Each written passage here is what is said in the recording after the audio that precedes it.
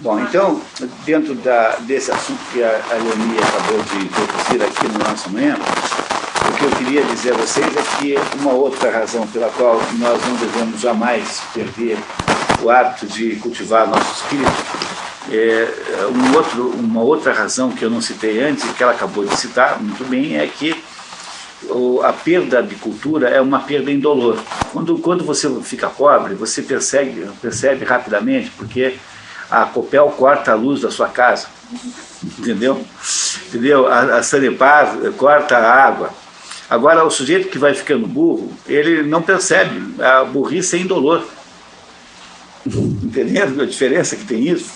Então você não percebe que está emburrecendo. Então essa é mais uma das razões pelas quais eu penso que a criação de uma cultura permanente é fundamental.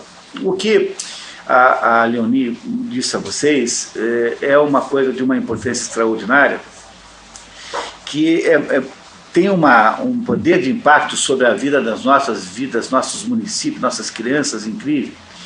Porque não existe em educação nenhuma fórmula mágica. Mesmo que eu triplicasse o dinheiro, multiplicasse por 20 o dinheiro, não ia resolver o problema da educação, embora fosse resolver o problema econômico dos professores. E isso são coisas completamente diferentes.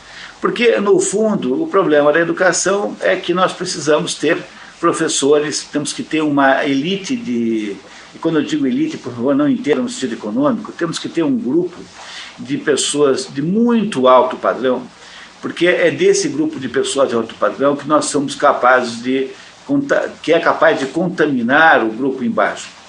Então, o que se pretende fazer aqui é pegar as melhores pessoas dos municípios em torno de Paranavaí, esses municípios que estão a uma distância, digamos, de até 2 horas de carro, mais ou menos assim, né? Estão até 2 horas de carro, que é o tempo que o Norte do Paraná foi feito assim, não sei se vocês sabiam disso, mas a razão pela qual há um município do lado do outro tem a ver com o Engenheiro Beltrão. O Engenheiro Beltrão é um dos colonizadores aqui do Norte do Paraná, que, sabe como é que ele construía cidades? Ele pegava um cavalo e andava 2 horas. Quando parava 2 horas, parava e fundava uma cidade. O Engenheiro Beltrão fazia assim, pegava um cavalo, andava 2 horas de cavalo, quando o cavalo parava e montava uma cidade. Então as cidades, claro que é cavalo, você não tem, a distância é muito menor, né?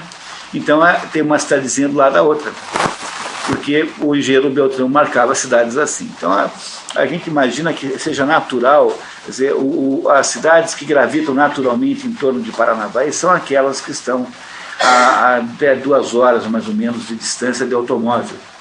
E são as cidades das quais vocês vieram, né? E muitas outras que não estão aqui.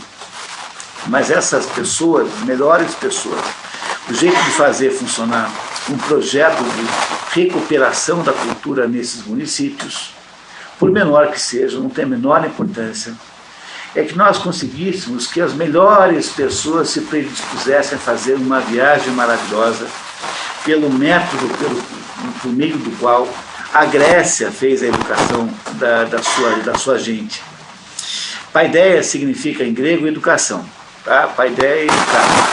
E esse livro chamado Paideia, de um autor chamado Werner Jäger, que é um livro que tem alguma dificuldade de leitura, porque é um livro que exige, que faz muitas citações a outras coisas, mas nós sabemos que essa dificuldade de leitura pode ser contornada por um grupo de trabalho dirigido pela professora Ismênia Varela, que é a coordenadora da Câmara Técnica de Educação aqui do Fórum do Codep, e a professora Ismênia Varela, que não está presente aqui hoje, infelizmente, por outras razões. A professora Ismênia vai dirigir um grupo de alunos, de estudantes, cuja missão é fazer a digestão do livro para nós que não temos, que vocês que não têm tanto tempo assim para estudar. Então, a ideia aí de que nós estamos falando é que todos os meses numa data que já está marcada, então já há um calendário para essa, o CODEP fornece a vocês o calendário, todos os meses eu estarei aqui no ano que vem, e nesses encontros aos sábados nós vamos conversar sobre aspectos fundamentais da educação, que nos foram trazidos pelo livro Paideia, porque o livro Paideia, ele é a única obra que lida com esse assunto, quer dizer, o que é, na verdade, como é que você transforma uma sociedade pela educação? Se teve alguma sociedade que foi construída pela educação, foram os gregos, foi a Grécia. Essa é a ideia central do livro. Como vocês não poderão ler o livro, não precisarão ler o livro sozinhas, porque porque vocês, afinal, têm muitas ocupações, o livro é grande, então há esse grupo de digestão do livro, não é isso? Dirigido pela professora Ismênia, que trabalha o mês inteiro, e quando vocês chegam aqui no sábado, vocês recebem um resumo de um certo capítulo. E eu venho aqui, então, nós lemos esse resumo juntos e conversamos sobre os assuntos educacionais, como nós estamos fazendo agora aqui. Que tal? Parece uma boa ideia? Então, é isso que o CODEP está propondo para os municípios em torno de Paranavaí e também para a cidade de Paranavaí, obviamente, né? Para o ano 2008, nos sábados de manhã, que vem depois da Expedições pelo Mundo da Cultura. Então, esse encontro que acontece às sextas-feiras à noite, é sempre sexta-feira à noite, já tem 10 encontros programados, tem data e tem livros, tem uma lista que o CODEP já tem, se alguém quiser... Pedi para o Leandro tirar a cópia que a gente fez do programa da sexta e do sábado, ele já vai trazer uma cópia para cada Então, se alguém puder, se você puder vir sexta-feira, ficar sexta e ir no sábado, é muito melhor, porque aí seria daí dose dupla, né? Seria melhor, né? Na sexta e no sábado. Mas a ideia é essa, criar uma espécie de conversa aqui, baseada numa obra gigantesca, como a Paideia, sobre educação, para que a gente consiga entender o que é a nossa vida de professor e o que é que nós podemos fazer com os nossos alunos lá, que vocês certamente farão, que poderia produzir uma recuperação, uma restauração da cultura no Brasil. Porque ou nós restauramos a verdadeira cultura, ou não temos nenhuma possibilidade, e acredite em mim, porque eu sou licenciado em letras e sou bacharel em economia. Então eu tenho um pedaço de mim que é economista, e quando eu digo para vocês que não adianta ir pela economia, podem acreditar, porque eu sei do que eu estou falando. Quer dizer, não é no dinheiro que está a solução para o Brasil. A solução do Brasil o Brasil só tem solução em cima. É no âmbito do espírito mesmo, da cultura, que nós temos que recuperar o Brasil. Então, esse é o sentido desse programa que vocês aí receberam cópia e que está disponível aqui com muita facilidade no ano de 2008, aqui patrocinado pelo CODEP, e que está hoje aqui nos recebendo. Então, os que vierem aqui terão, então, um ano de convívio com essas ideias aí sobre cultura, agora baseadas no livro do Werner Jäger, no Paideia, que é um livro magnífico, maravilhoso, que nos obrigará a fazer reflexões fundamentais para que nós sejamos verdadeiramente conscientes do que significa uma verdadeira educação, o que significa produzir educação. Então, a ideia é criar, de fato, um grupo de elite aqui ao longo de 2008.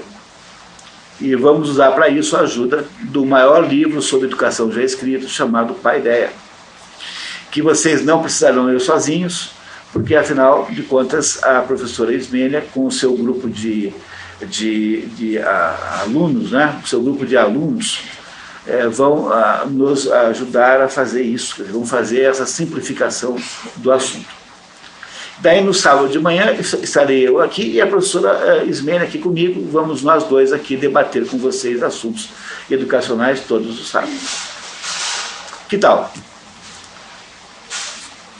Muito bem, então eu senti um entusiasmo extraordinário, não sei se vocês perceberam, mas eu senti assim uma verdadeira comoção, né? Senti assim um entusiasmo incrível, tá? Muito bem. Podemos voltar ao nosso assunto anterior da manhã? Alguém tem alguma dúvida? Tem alguma coisa que está misteriosa, que não está clara? O assunto é bem grande, viu? Daria para ficar falando uma semana aqui. É claro que eu tenho um problema sério, que eu tenho essa dificuldade de falar. Na minha casa eu sou chamado de caladão da família. Então, apesar da minha dificuldade de falar, de me expressar, eu tenho, né, dessa minha timidez, eu queria dizer que há muita coisa, há muito assunto. Esse assunto é gigantesco, para passar o resto da vida estudando isso. Mas se vocês toparem, a gente dá um passo à frente agora, na direção de um assunto novo, que os que têm tido aula comigo ainda não viram, que é o que está nesse diagrama que vocês têm aqui. Podemos continuar? Muito bem, então vamos lá, né? Então, o que é interessante, uma das coisas mais interessantes é que eu passei o semestre passado agora estudando um negócio chamado simbólica, pela mão do Mário Ferreira dos Santos. Esse que vocês vão fazer aqui comigo, com a Ismênia, o ano que vem, eu fiz com um grupo de 13, 14 pessoas, 15 pessoas, para ser preciso, lá em Curitiba. Então, o que eu fiz durante o ano? Eu peguei esse grupo de 13, 14, 15 pessoas, que são pessoas que estão comigo, voluntárias como vocês, que serão eventualmente para estar aqui no sábado, né? E durante 11 noites ao longo do semestre, nós lemos o livro inteiro. Então eu trazia determinados capítulos, a gente lia e debatia. Então, esse é um livro que diz que os números todos têm um significado simbólico. E o número 4, entre os outros números, né, tem um significado extraordinário, porque não sei se vocês já repararam, mas quase tudo que você tem na natureza tem 4 possibilidades. Então você tem 4 estações, você tem os 4 elementos, né, fogo, água, terra e ar. Você tem as 4 etapas da vida, a infância, a juventude, a maturidade e a velhice. Você tem os 4 pontos cardeais. Você tem os 4 cavaleiros do Apocalipse. Você tem os 4 evangelhos. A quantidade de coincidências no número 4 é incrível. Eu acho que eu tenho uma lista assim de umas 50 coincidências dessas. E o mais engraçado de tudo é que durante toda a minha vida eu andei fazendo diagramas como esse aqui. Tá? Andei fazendo esquemas como esse aqui. E quase sempre os esquemas que eu inventei na vida também tinham 4 quadros. E lendo o Mário Ferreira dos Santos, então eu finalmente aprendi, entendi que não há nenhuma coincidência nisso. O número 4, de fato, representa simbolicamente as possibilidades das coisas que estão no mundo. O mundo, eu tenho norte, sul, leste, oeste, e dessas 4 direções é que eu tenho todas as outras. Então nós estamos aqui no noroeste, porque nós estamos numa mistura aqui de norte com oeste. Mas o noroeste só existe porque tem o norte e o oeste antes. Então são 4 pontos cardeais. Então esses 4, o 4 é mais ou menos a regra que preside as possibilidades do mundo. Assim. Ele é simbolicamente uma representação de que tudo tem 4 possibilidades. É muito comum você chegar ao número 4 nisso. Então você tem, por exemplo, o clima. O clima é definido por 4 variáveis. O clima pode ser quente, frio, úmido ou seco. Então daí você tem diversos climas. Tem o quente, seco, quente e úmido, frio, seco, frio e úmido. Mas o clima só tem essas 4 possibilidades também, básicas, com as quais você faz misturas. Repararam como tem situações que tem 4? São 4 castas, são 4 etapas do ciclo cósmico, são 4 discursos de Aristóteles.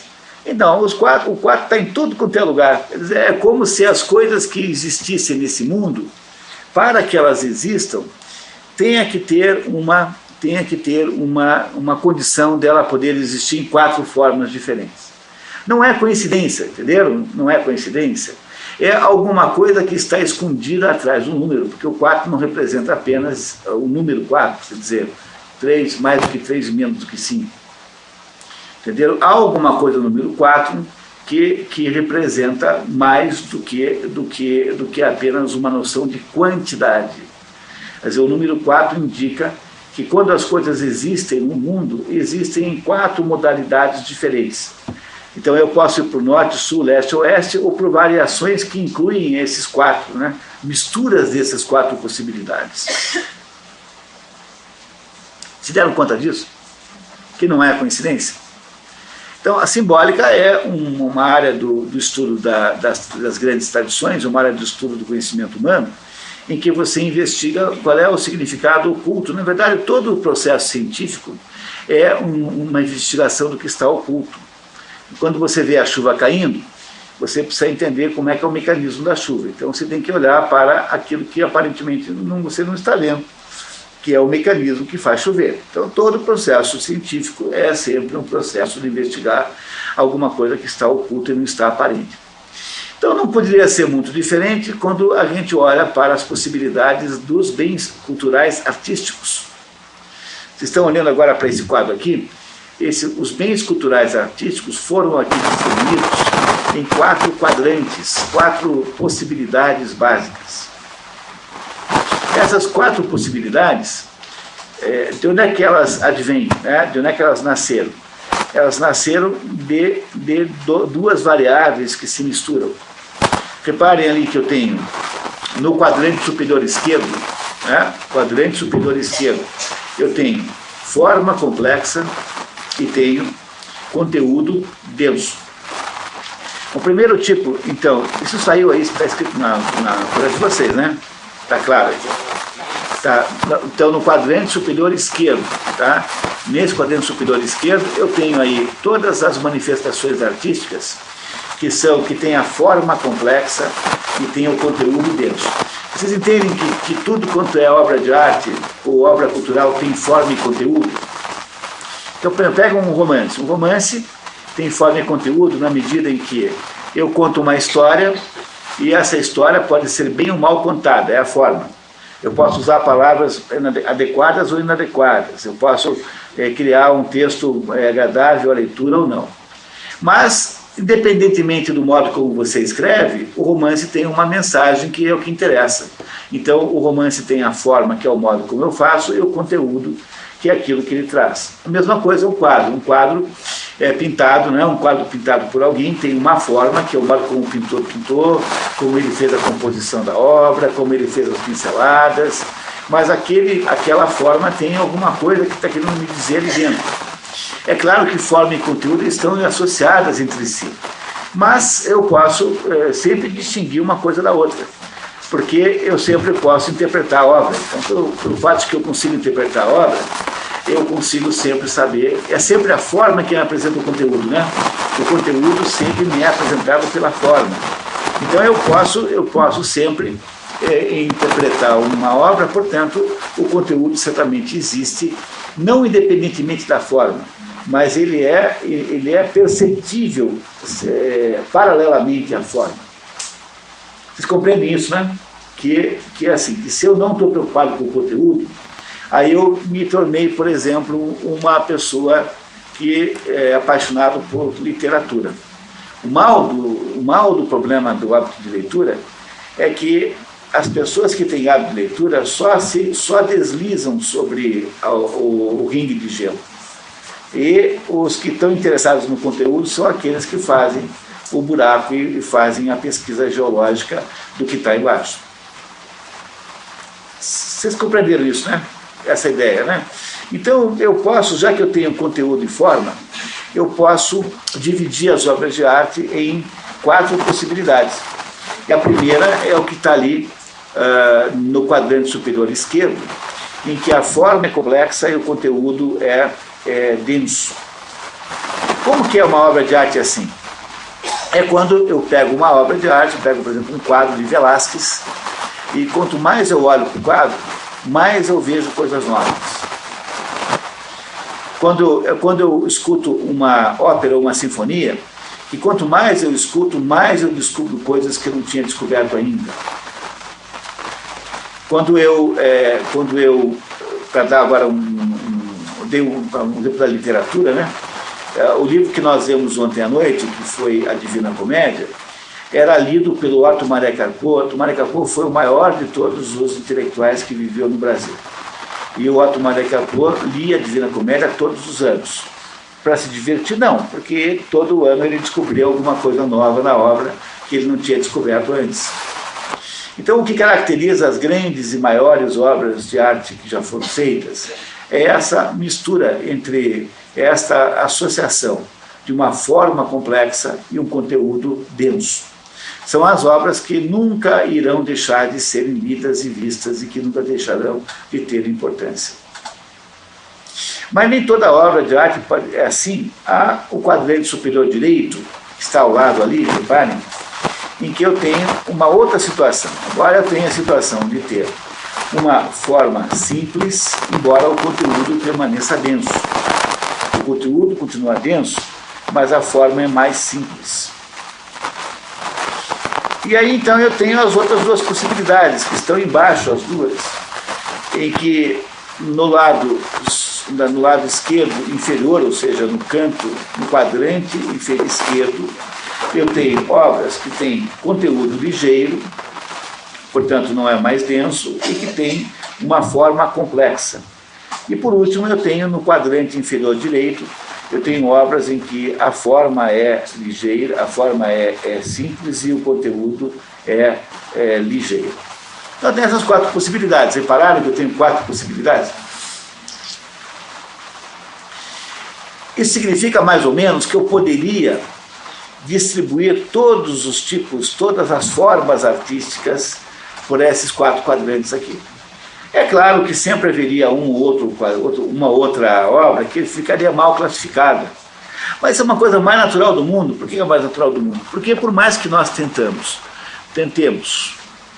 aprisionar as coisas em esquemas, as coisas são mais complexas do que os nossos esquemas. Então elas sempre fogem um pouquinho.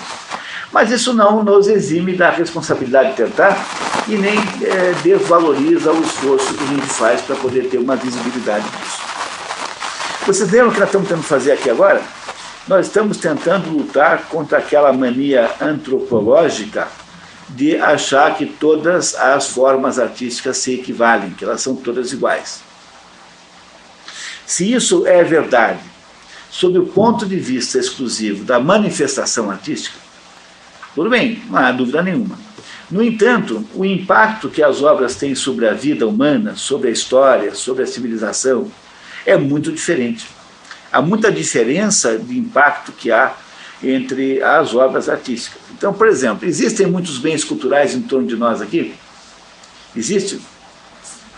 Você liga a televisão, tem 30 filmes passando. Você vai ao cinema, tem 30 cinemas. Ou você vai ao teatro, tem 15 peças.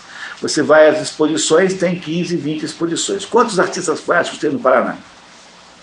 Milhares. Né? Quantos músicos tem? Milhares.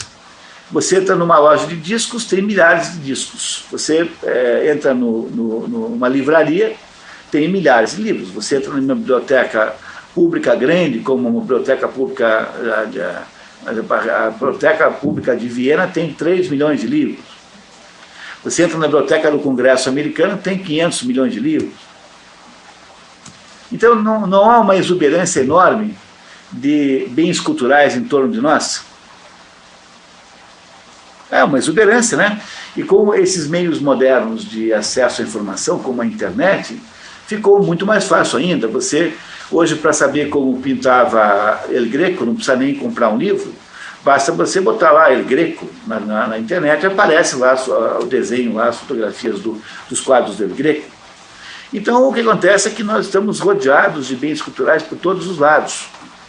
Se, como estamos rodeados de bens culturais por todos os lados, você não acha que esse problema da falta de critério para saber qual que é melhor, qual que é pior, não ficou muito mais grave ainda? Porque você pode passar a sua vida vendo os quadros menos bons, você pode passar a sua vida ouvindo a música menos boa, e pode passar a sua vida lendo os livros errados. Então, o que eu quero dizer para vocês é que, somado, né, o inimigo número 1 da restauração e da formação da cultura, do espírito, é o fato de que criou-se a ideia de que tudo é a mesma coisa. Tem um tango argentino que diz isso, como nenhuma outra maneira, que diz assim: todo é igual, nada é melhor, lo mesmo um burro que um grande professor. Né? Chama-se Cambalacho, o nome desse tango argentino, que diz que tudo é mais ou menos a mesma coisa, não tem nenhuma diferença entre as coisas. E essa maneira de ver as coisas assim, como se tudo fosse a mesma coisa, é o maior inimigo da cultura. Mas essa maneira de fazer as coisas assim, essa ideia de ver as coisas desse modo, é muito incentivado pela enorme exuberância de oferta de bens culturais. Nas cidades em que a maioria de vocês mora, é claro que tem uma oferta menor local, né? Mas se você for a Maringá, por exemplo, mesmo a Paranavaí, você tem sempre muitas coisas disponíveis para ver. E essa oferta, então, é cada vez maior, cada vez mais ampla, e por ser cada vez maior e cada vez mais ampla, ela nos ajuda a confundir mais ainda, que nós ficamos cada vez mais perdidos por falta de saber como escolher. Então é esse o problema que nós estamos tentando resolver agora. Nós estamos tentando resolver por meio de um modelo aqui de compreensão disso, um modelo que tenta resolver isso, fazer alguma diferença, fazer alguma escolha, nos ajudar a discernir entre os diversos graus de qualidade que existem nos bens culturais.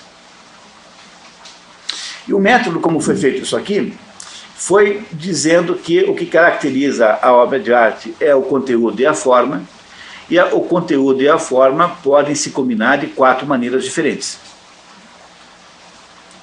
E aí então chegamos a esse modelinho aqui, que tem 4 possibilidades. Está claro isso para vocês, pessoal? Dúvidas, perguntas? Tem que ter certeza que vocês estão acompanhando o meu raciocínio para poder ensinar alguma coisa para vocês, tá certo? Tá todo mundo seguro? Todo mundo está seguro que está acompanhando o raciocínio? Ninguém tem nenhuma dúvida? Muito bem, então, como eu disse a vocês que as obras de arte, conforme o conteúdo e a forma, se caracterizam por, primeiro, aquelas que têm forma complexa e conteúdo complexo, aquelas que têm forma simples, mais conteúdo complexo, aquelas que têm forma complexa, mais conteúdo simples, e aquelas que têm forma e conteúdo simples, ou seja, forma simples e conteúdo ligeiro. Então, eu usei aqui a expressão ligeiro para contrastar com denso. Denso contra ligeiro, complexo contra simples. E em volta de nós você tem aí manifestações culturais, a presença de bens culturais que estão incluídas aqui na maioria desses itens aqui. O desenho que vocês têm na mão de vocês agora é apenas um exemplo, portanto ele não é exaustivo. Eu não estou aqui tentando classificar todas as formas artísticas. Então o que é que esse desenho tem? Esse desenho diz assim, eu peguei aí música, literatura, cinema, teatro e artes plásticas. Eu peguei assim as formas artísticas mais comuns, lembrando sempre que na literatura aqui só interessa a literatura ficcional. Aquilo que os que estão estudando comigo por aí há mais tempo lembram que se chama literatura ficcional ou literatura imaginativa, de acordo com a expressão do Mortimer Adler, que todo mundo aqui conhece. Então, só aquilo que é ficção, quer dizer, não entra a filosofia nisso, não entra a ciência, é apenas aquilo que é ficção. Estou falando de poesia, prosa e teatro. Né? Embora teatro tenha sido separado de literatura aqui e esteja dado ao teatro uma importância própria. Então, eu peguei aqui essas 5 modalidades de artes. Todo mundo tem contato com isso, todo mundo aqui já ouviu música, todo mundo já leu livros narrativos, ficcionais, todo mundo foi ao cinema, se não foi ao cinema viu os filmes na televisão, mas todo mundo foi ao cinema, garantidamente, teatro, todo mundo assistiu teatro na vida, né, alguns mais, outros menos, mas todo mundo assistiu, e as artes plásticas, todo mundo viu um quadro na parede, né, todo mundo viu uma estátua, mesmo que tenha visto na televisão um filme, não tenha visto pessoalmente, todo mundo viu provavelmente uma. Então é impossível que uma pessoa, um paranaense mediano, né, qualquer que seja ele, não tenha tido contato pessoal com essas coisas aqui. Todo mundo já esteve em contato com isso. E aí então, esse desenho que está aqui tenta nos dar uma ideia de que tipo de arte corresponderia nessas modalidades aqui às 4 possibilidades de classificação dos bens artísticos. Então vamos pegar apenas um para vocês verem comigo isso. Vamos pegar aqui o teatro e tal, teatro, tá? Então, o que nós chamamos, o que é, que tipo de teatro, veja que eu não estou falando de obras concretas, estou falando de tipo, tá? Entenderam isso, que não são obras concretas? Eu não estou falando da peça X, estou falando do gênero, do tipo, tá? Que tipo de teatro é do primeiro quadrante superior à esquerda? É a tragédia, a comédia, né, tradicionais, clássicas, não é isso? O drama moderno, o drama de Shakespeare, por exemplo, aquilo que nós chamamos de teatro, que está nessa categoria de forma complexa e conteúdo denso, é aquilo que nós chamamos tradicionalmente de teatro. Então, todas as manifestações, todos os indivíduos, todos os exemplos concretos desse tipo de teatro estão dentro dessa categoria. É o teatro de Shakespeare, é o teatro que você encontra nos grandes teatros do mundo inteiro, é o teatro do absurdo moderno, é o teatro de Eugene O'Neill, é o teatro de Nelson Rodrigues, é o teatro no Brasil, né, para dar um exemplo, é o teatro de Dias Gomes no Brasil, é o teatro de Ariano Suassuna, apesar que esse já começa a sair um pouquinho dessa categoria.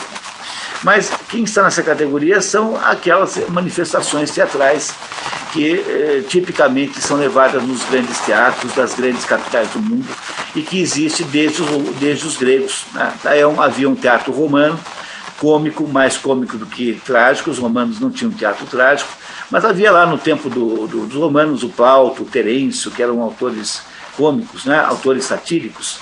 Depois todo o teatro do Renascimento, o teatro de Shakespeare, por exemplo, e o teatro depois de Molière, o teatro de Racine, o teatro de Corneille, o teatro clássico em francês, depois o teatro inglês moderno, enfim, todos os teatros que nós consideramos aí os teatros, digamos assim, convencionais, históricos, tradicionais. No entanto, há um tipo de teatro que se diferencia desse teatro que eu citei, não porque o conteúdo seja menos denso, mas porque é um teatro feito na praça pública, é um teatro feito com pouco dinheiro, é um teatro que não pode ser num prédio porque não tem dinheiro para pagar o iluminador, é um teatro que quase não tem cenário, é um teatro feito assim em condições, digamos assim, de improvisação. E esse teatro é o que está do lado direito, ali no canto superior direito, que é o teatro chamado Autos, né? Tem ali Comédia dell'arte e tem ali, eu preciso botar os olhos, marionetes. Vocês compreendem que esse teatro, marionete, o que é um auto? Um auto é um teatro que encena uma cena bíblica, por exemplo.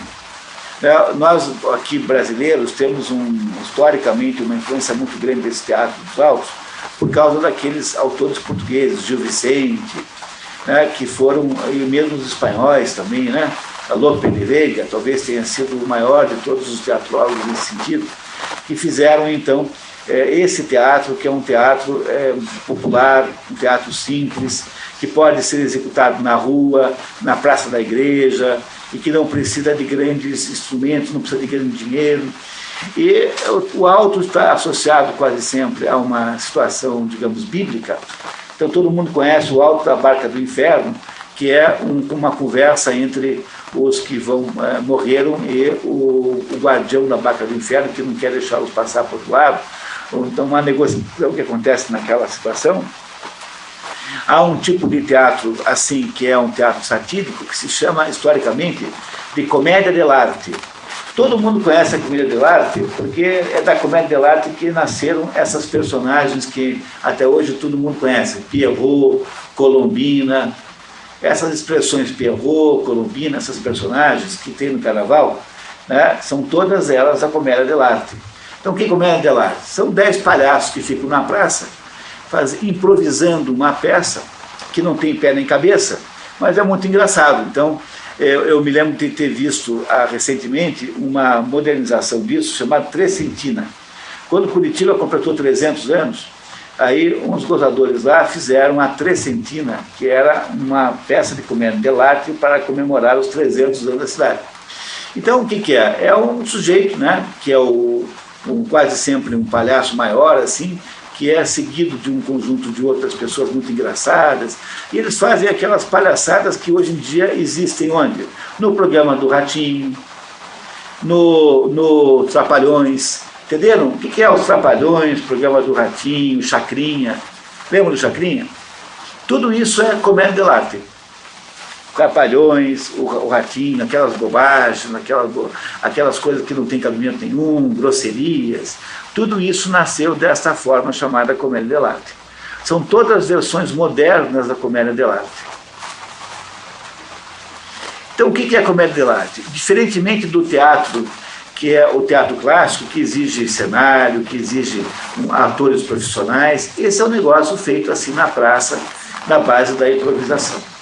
E o teatro de marionetes também é assim, quer dizer, ele na verdade não é sempre assim, mas o teatro de marionetes são improvisações, você pode fazer em qualquer lugar, né? Aquelas marionetezinhas ali para divertir as crianças, basicamente. Não se tem aqui teatro de marionetes para adulto, embora possa fazer também, mas o principal objetivo do teatro de marionetes é criança, né?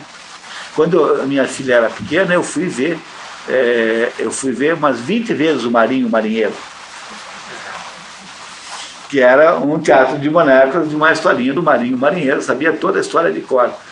A minha filha adorava a história, então eu ia todo domingo ver lá o do Marinho, o Marinheiro, que é um teatrinho de boneco para criança, né?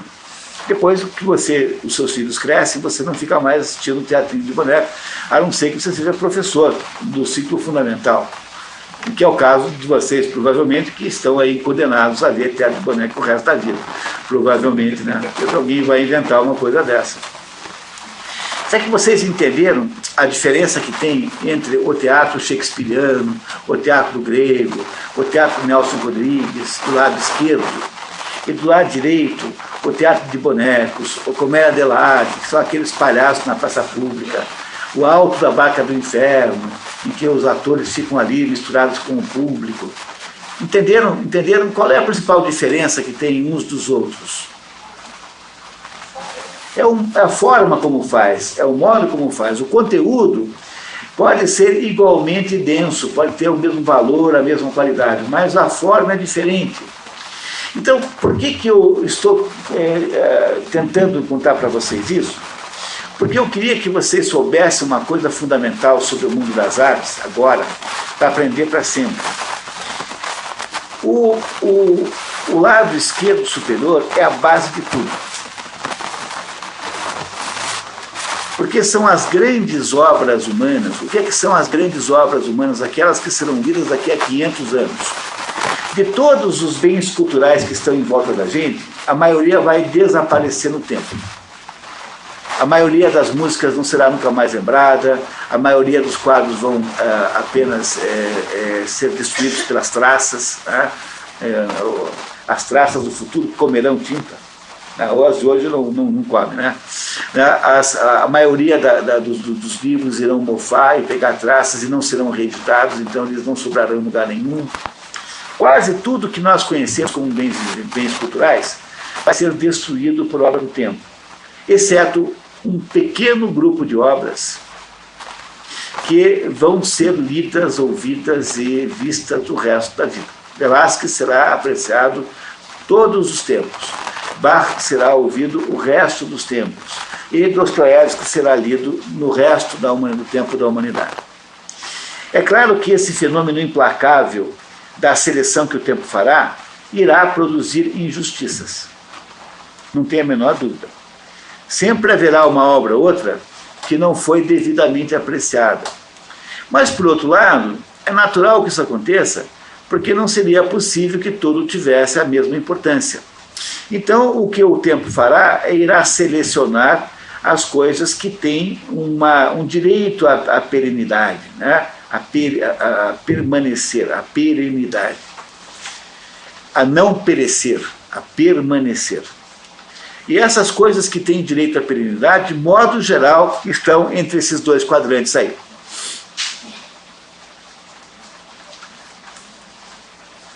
Então, os dois quadrantes de cima são os dois quadrantes superiores da cultura humana, porque eles são os quadrantes que têm do lado esquerdo as grandes obras, os grandes clássicos, as obras maiores, que têm ao mesmo tempo uma densidade de conteúdo e uma complexidade de forma, e tem do lado direito as obras que são populares, porque são tão importantes quanto as outras. Mas como a obra popular necessariamente parte de condições materiais mais humildes, então a obra popular tem de ter uma forma mais simples, não pode ter a mesma complexidade. Mas a obra popular, isso que está do lado direito ali, é absolutamente legítimo. Então reparem, qual foi o título que foi dado para o quadrante esquerdo? Herança erudita.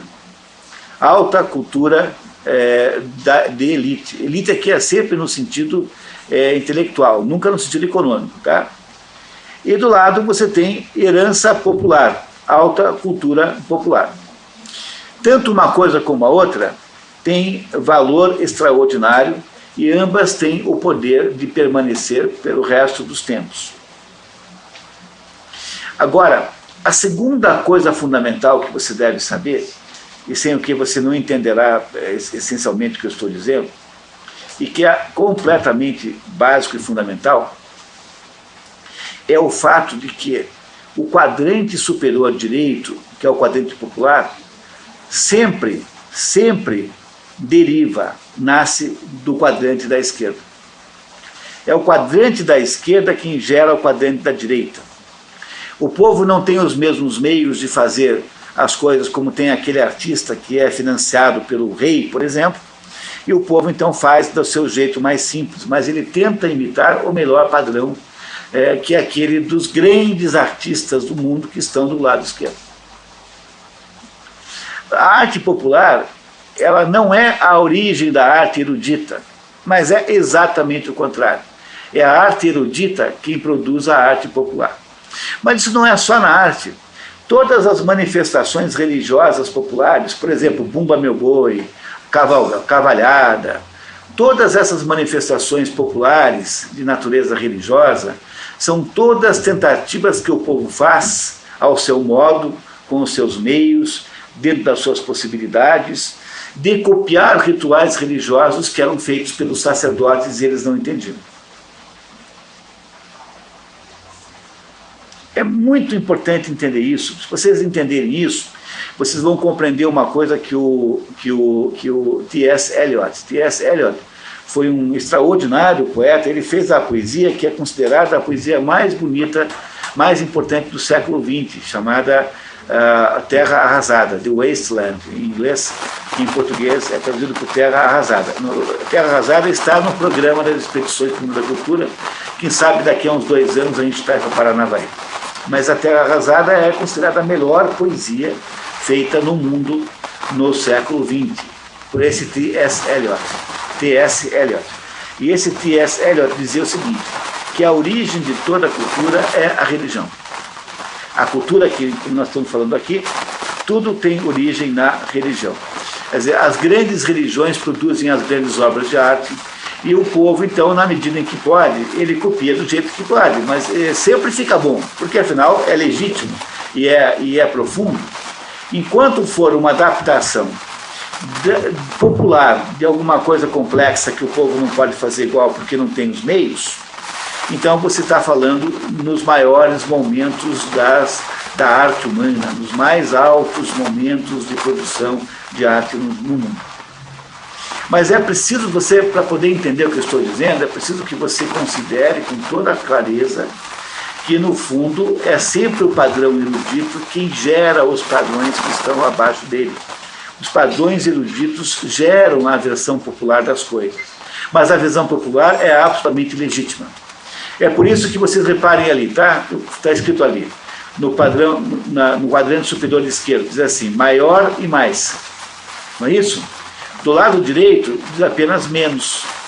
Não estou dizendo não é, ele é maior, mas do outro lado é apenas menos, quer dizer, é menos complicado, é mais simples sob o seu ponto de vista de estrutura, né? De modo de fazer, da sua forma de fazer. Há, portanto, uma legitimidade enorme na arte popular, naquilo que é uma inspiração, no entanto, ela não tem a importância. Ela não tem a mesma importância do quadrante esquerdo, porque é dali que deriva tudo. Então, se vocês olharem para mim, comigo, para o primeiro e para a primeira linha, música, vocês compreenderão com clareza isso. Música. Então, o que é a música sob o ponto de vista erudito? A música erudita, propriamente dita, né? Não é isso? Aqui tem uma separação em ópera e em música sacra. Essas são as formas artísticas musicais mais altas. Como eu não estou falando de músicas individuais aqui, então é claro que vocês têm que supor comigo que entre as diversas músicas sacras há as melhores e as piores, né? Entendeu? Eu não estou debatendo com vocês a qualidade musical do indivíduo musical. Eu estou apenas debatendo a qualidade do modo, do tipo de música, do tipo de fazer, entendeu? Da modalidade musical. Então, quais são os gêneros populares que derivam com legitimidade dos gêneros eruditos? Então, eu botei ali, ó, música de raiz. Música de raiz é aquilo que aqui está dividido em blues, música dos negros americanos, jazz, música espontânea, natural americana, música caipira brasileira. Música caipira brasileira tem legitimidade cultural, mas estou falando de música caipira de verdade, não estou falando de música sertaneja, isso é outra coisa. Nós já vamos entender o que é. Então, de música caipira de verdade, aquela que é feita lá no sítio mesmo, por um sujeito que põe a alma naquilo, tá? Aquele negócio de música caipira de verdade, essa é legítima. Samba de roda. Samba de roda é um tipo de samba que nasceu no Rio de Janeiro e que só tem viabilidade lá, que foi pervertido nesse negócio de pagode. Pagode é o nome moderno de samba de roda. Então, o pagode não é isso, o pagode é outra coisa. Então, já vamos chegar no pagode. O que interessa é saber que a origem do pagode é legítima, que é o samba de roda dos morros do Rio de Janeiro. Soul, que é a música negra de igreja dos Estados Unidos. Samba canção, que é um outro tipo de samba brasileiro. Chanson, que é a música romântica todo o país tem. Folk, que é a música folclórica. E rock and roll, no sentido original da palavra, também tinha uma legitimidade.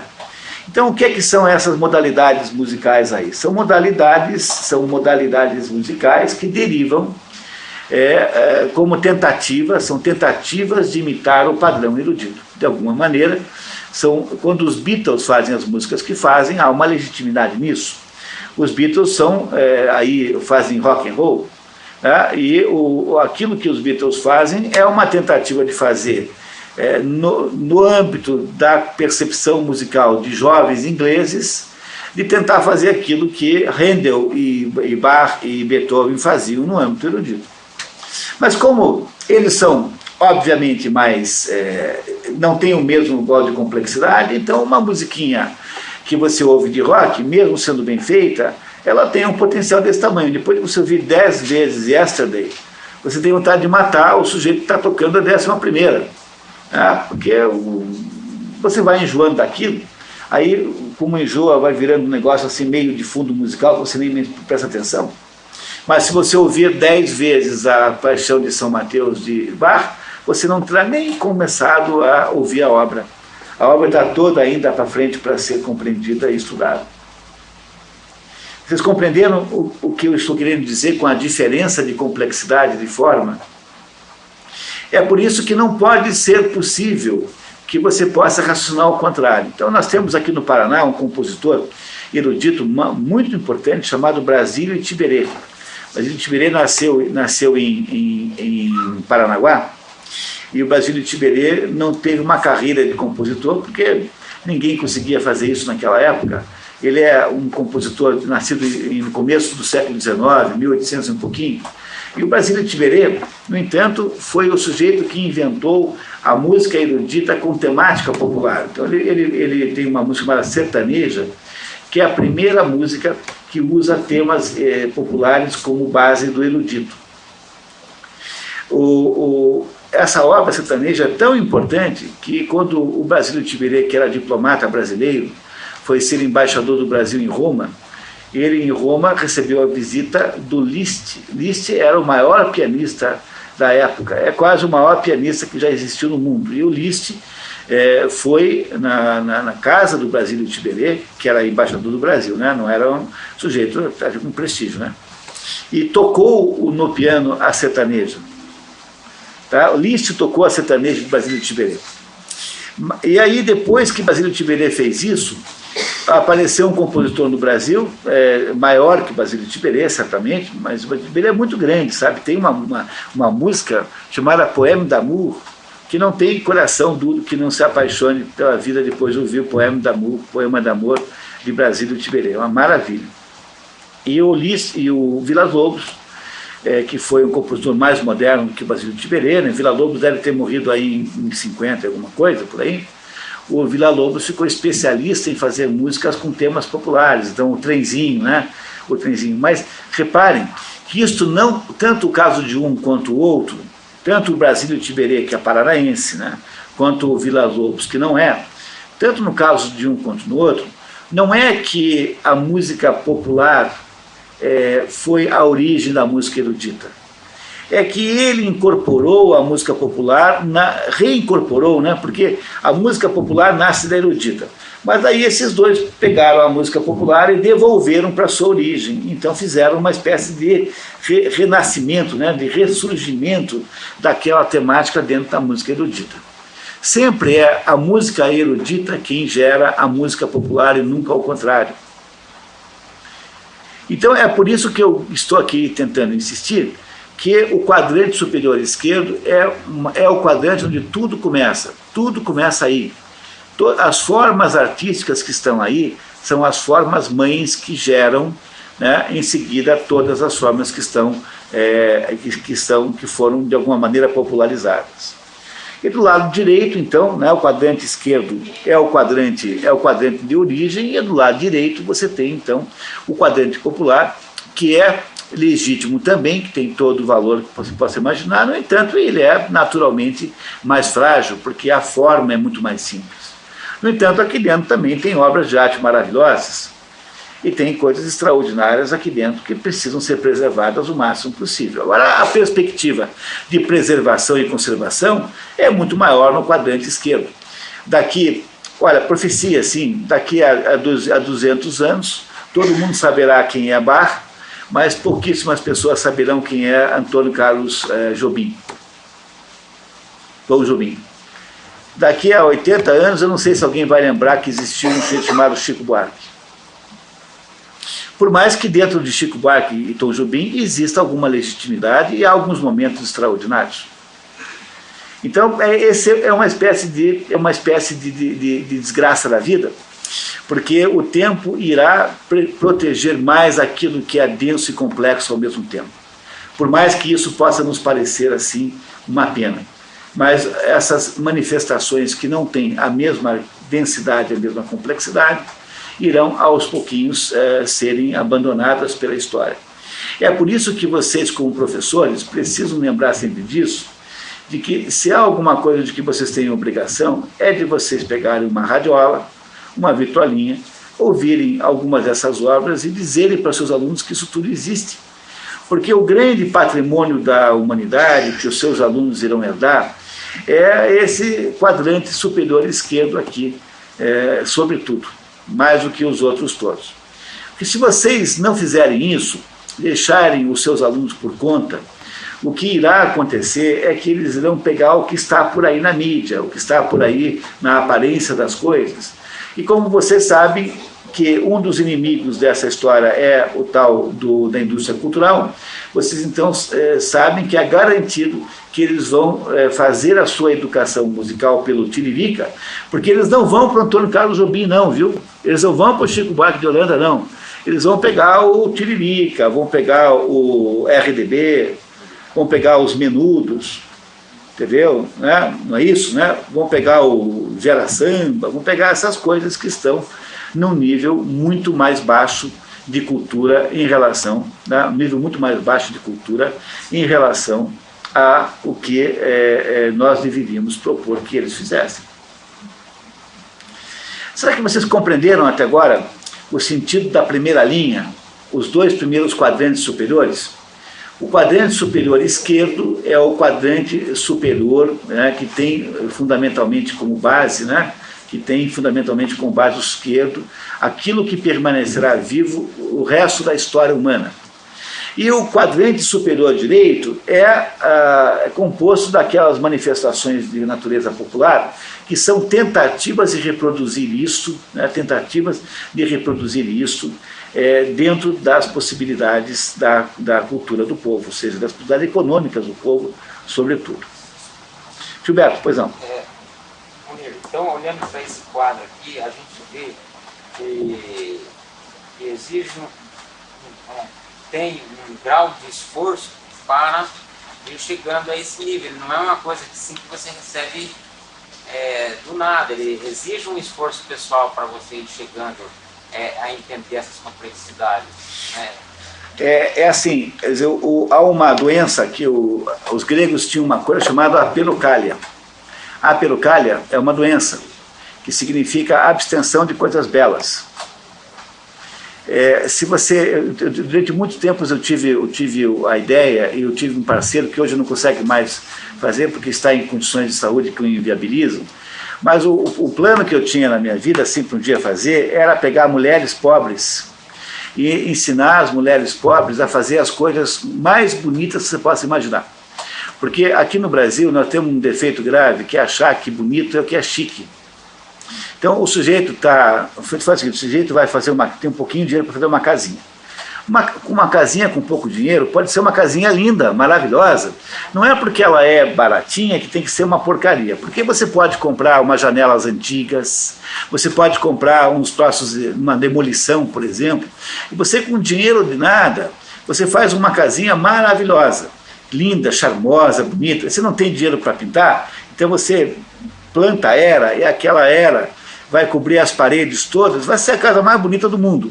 Você fez isso sem dinheiro nenhum, mas os brasileiros nunca fazem isso, porque os brasileiros pensam que o que é bonito é o que é chique. Então o sujeito faz uma casa medonha, horrorosa, de todo quanto é jeito, sem nenhuma estética, sem nenhuma beleza, porque ele fica torcendo para um dia ficar rico, para poder encher aquela porcaria de mármore e granito. Porque o brasileiro pensa que o que torna uma casa bonita é ter granito, ter mármore, coisa cara. Entenderam? Entenderam o que é isso? Por causa dessa nossa incapacidade. E olha, eu conheço o Paraná quase inteiro, porque eu tenho um esporte de pegar um carro e ficar indo de cidade em cidade. Eu conheço 312 municípios dos 399. Conheço todos os municípios de vocês. Fui lá, em todo lugar, tomei um café, fui lá na igreja e rezei uma Ave Maria. Todos os municípios que estão aqui presentes eu conheço, já estive lá. E a média das cidades paranaenses é assim, elas são limpas de modo geral, com exceção de uma outra. O lugar mais esculhambado que eu conheci foi São Jerônimo da Serra. É uma vergonha aquilo, nunca vi um lugar tão esculhambado como São Jerônimo da Serra. Por outro lado, tem uma meia dúzia de cidades que são tão encantadoras que vocês não acreditam. Por exemplo, tem uma cidadezinha chamada Rio Claro, perto de Jacarezinho, que é uma maravilha. Em um lugar maravilhoso chamado Alvorada do Sul, fica na barranca do rio Paranapanema, e tem rio em 3 costados, parece uma ilha. Lugar paradisíaco. Tem uma cidadezinha chamada Porto Vitória, ao lado de União da Vitória, que tem uma cachoeira magnífica na entrada, cidades de sonho. E assim por diante. Eu tenho aí, então, essa classificação das cidades do Estado. A média das cidades são de cidades limpas, as nossas cidades são limpas. Mas a nossa média não é a de cidades bonitas. Bonitas. Bonitas são essas 10, 15 que eu poderia dizer para vocês, que são bonitas de verdade. Então não há cidades em que todo mundo planta flores como um projeto coletivo, que todo mundo tenha vontade de tudo, que as casinhas são todas pintadas da mesma cor, né, tudo branquinho. Não há cidades em que as pessoas compartilhem um convívio com a beleza. Então, quando você não compartilha, quando você não convive com a beleza, você cria essa doença, a perocalha, que é tornar-se aos pouquinhos indiferente ao belo em relação ao que não é belo, ao feio. A perocalha. A perocalha. A-P-E-R-O-K com calha com K, né? K-A-L-I-A. Então, para você poder melhorar o Brasil, você tem que fazer o seguinte: as pessoas pobres precisam aprender que o bonito não é igual ao caro, não é igual ao chique. Então, se você conseguisse, aquela história, um prato de comida custa o mesmo trabalho de fazer feio e bonito. O prato, a aparência do prato de comida é fundamental para a qualidade da comida. A comida é boa, mas tem que ter uma aparência boa. Então, uma maneira de tentar ver se a gente conseguia melhorar a vida do pobre no Brasil era pegar as mulheres, só as mulheres pobres, ensinar a fazer assim. Vamos fazer comida bonita, vamos fazer arranjos com flores que você pega no mato, não precisa comprar, ikebana, isso que os japoneses sabem fazer. Vamos manter as crianças sempre limpinhas, porque uma criança pobre pode ter a roupa toda costuradinha, mas uma coisa é ter a roupa costuradinha e limpa, mesmo sendo uma roupa velha, e a outra coisa é as crianças viverem como porquinhos, aliás, fisicamente vivendo junto com o porquinho no chiqueiro da propriedade. Então, separar as crianças dos porquinhos, dos piauzinhos, é a primeira das providências para você construir um pouco de higiene em casa, né? O mínimo que se faz é isso, né? O mínimo para começar. Então, o problema central é que, se você deseja produzir a compreensão da verdadeira cultura, você trate de se rodear do que for belo. Então, é caro? Não, mas é só um vasinho de flores na janela. Não é para fazer mais do que isso, é fazer uma horta bonitinha, a coisa mais bonita do que uma horta bem traçada, bonitinha. Então, as pessoas aqui precisam se acostumar a conviver com os melhores padrões. O que parece ser uma causa fundamental dessa nossa inviabilidade civilizatória, de a gente não conseguir enriquecer, de a gente viver assim com problemas incrivelmente grandes de dinheiro, é que nós não conseguimos nos rodear de estímulos belos, e essa doença de vivermos na feiura chama-se aperocalia. Pois a aperocalia é uma maneira da gente não conseguir perceber a diferença que há dessas quatro coisas. Porque nós perdemos a capacidade de nos encantarmos com um livro bem escrito, de olharmos para um quadro e acharmos aquilo bonito. A recuperação do senso de estética, ou seja, o combate à aperocalia, é uma das primeiras missões que a gente tem que fazer de alguma maneira, seja no âmbito da escola, seja no âmbito do CODEP, seja no âmbito que for. Deixar Paranavaí mais bonita é uma condição necessária para o desenvolvimento de Paranavaí. Para brincadeira, eu sempre pensei nisso, agora você tocou num ponto assim, eu falo, é incrível como as pessoas se acostumam a viver mal. Eu vejo assim, lá em casa, que nem com a minha empregada, o custo para fazer um almoço é o mesmo se você fizer ele gostoso ou se você fizer ele mal feito. Não é nem da beleza de pôr na mesa, que também, melhor do que pôr uma panela e pôr uma travessa ali, mas do sabor, assim, de fazer com amor e fazer uma coisa para agradar, para comer bem. Eu acho que o custo é o mesmo, mas é aí que faz a diferença. Vocês querem ver um exemplo disso concreto? Eu conheci uma professora do estado do Paraná, eu nem lembro o nome agora, uma professora japonesa, que foi para o Japão passar, como esses japoneses que vão para o Japão lá, trabalhar no Japão, e foi com o marido e com o filho. Chegou lá no Japão, no primeiro dia de aula na escola, ela fez uma lancheira para o menino, botou uma garrafa de café com leite e colocou um sanduichão enorme assim dentro da lancheira e mandou para a escola.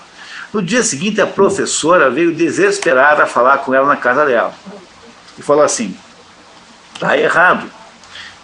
O que está errado? A comida está errada. Mas por que está errado?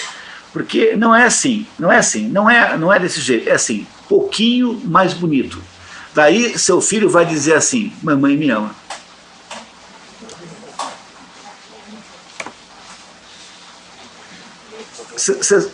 Eu não sei se vocês todos já comeram comida japonesa, mas a comida japonesa é a comida mais extraordinária, de visual mais extraordinário que possa existir.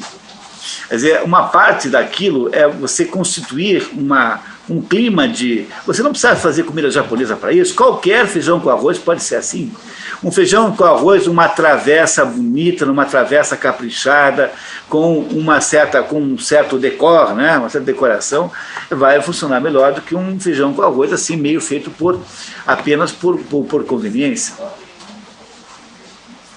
Entenderam quais são os problemas fundamentais que nós não conseguimos resolver até agora? Então, na medida em que nós vamos nos livrando dessa doença, quer dizer, que nós vamos perdendo essa aperocalia, Aperocália.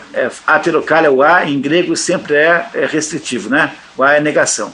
Na medida que nós vamos perdendo essa... Quer ver um outro exemplo onde isso funciona muito bem? Nas relações humanas, você lidar com os outros com educação. Quer dizer, não é uma coisa minimamente de se esperar que as crianças fossem educadas a tratar melhor os mais velhos, tratar bem os professores, tratar bem as mulheres, por exemplo. Quer dizer, da delicadeza e da educação com que nós podemos, com que nós lidamos com o mundo, tem uma possibilidade de nós termos uma vida muito melhor.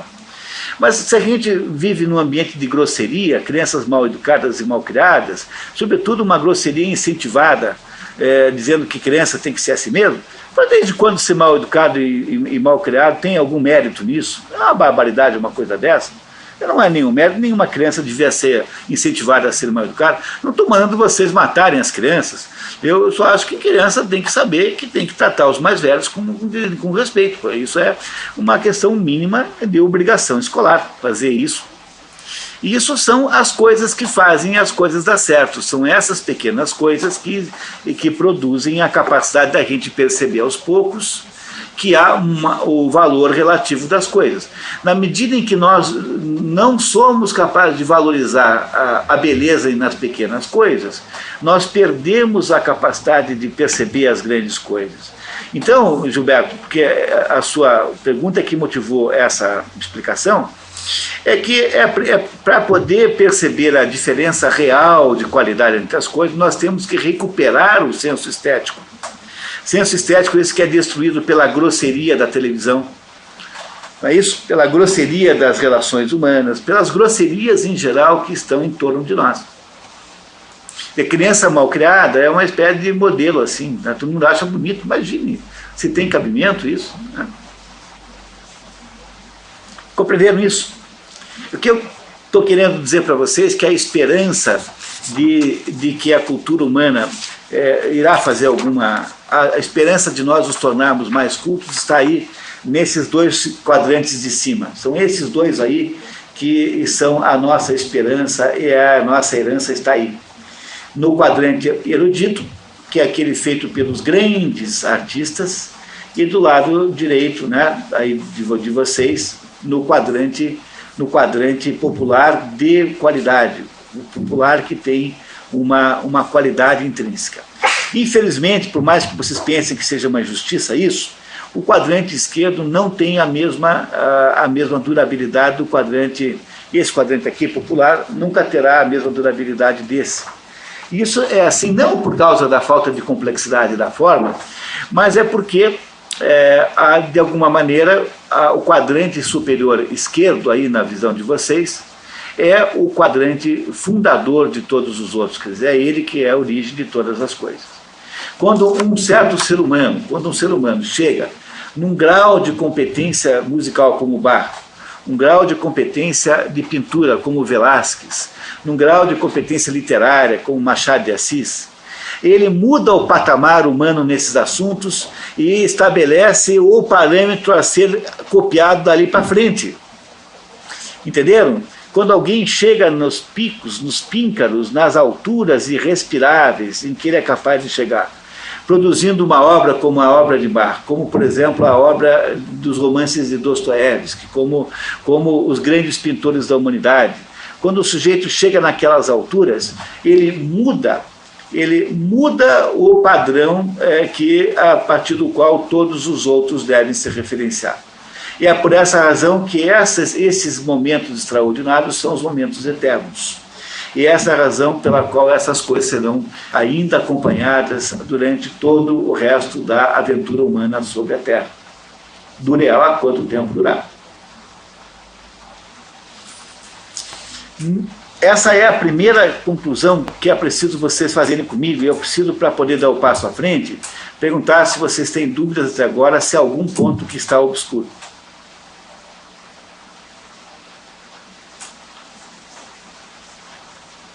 Apenas voltando àquele ponto que a Leonie levantou, exigir que os cadernos sejam feitos com limpeza e com letra bonita é absolutamente fundamental para você educar as crianças. Tolerar cadernos esculhambados, sujos, cheios de extrato de tomate, ketchup, né? Ketchup com mostarda.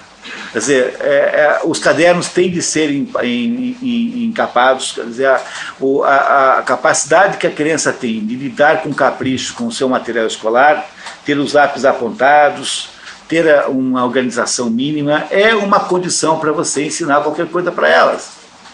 Você percebe que isso não é uma amolação de professor, que isso é uma condição para criar na criança um espírito de qualidade no que ela está fazendo. Você tem que exigir dos seus alunos isso sim.